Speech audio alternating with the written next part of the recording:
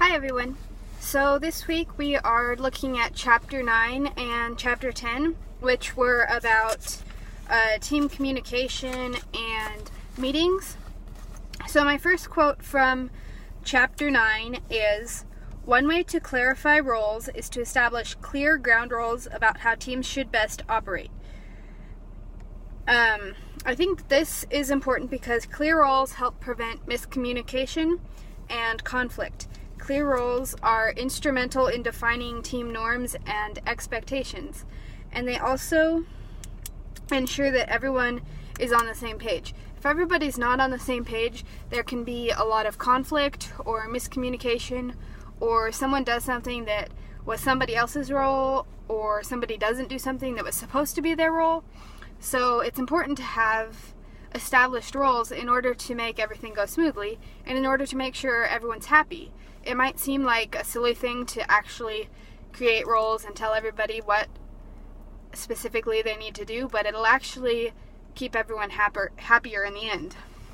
I think, the next quote I have is from section 9.3.4, which is, "Research supports the conclusion that teams with equal power distribution usually have better outcomes."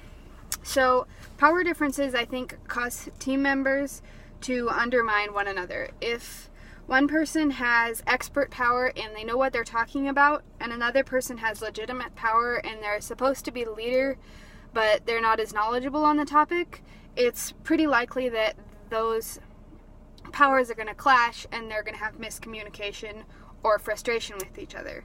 So I think that having equal power is really important in effective team communication. I know in my current position, we've recently gone through transition, and when I first started working at the office,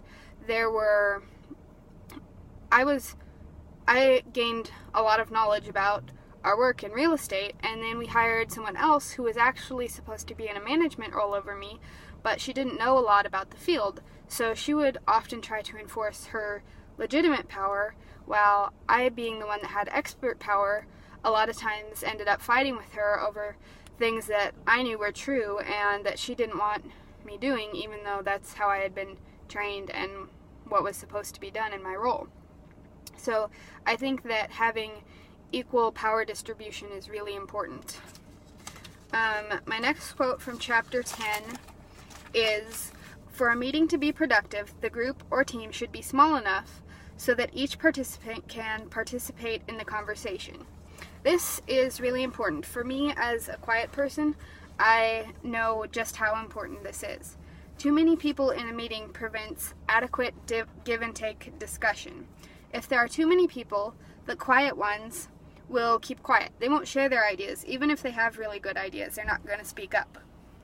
And loud people will dominate and completely take over the discussion and not allow everyone to have a chance to talk.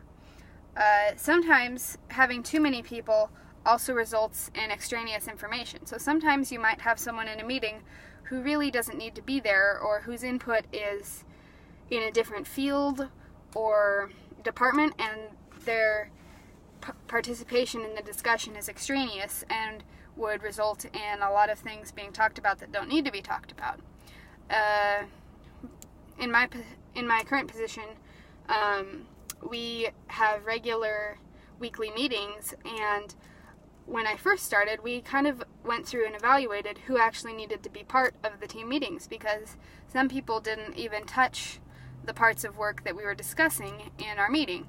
So we reevaluated and determined that only a certain 3 or 4 people need to be involved in our meetings, and our meetings go a lot more efficiently with the right information being discussed now.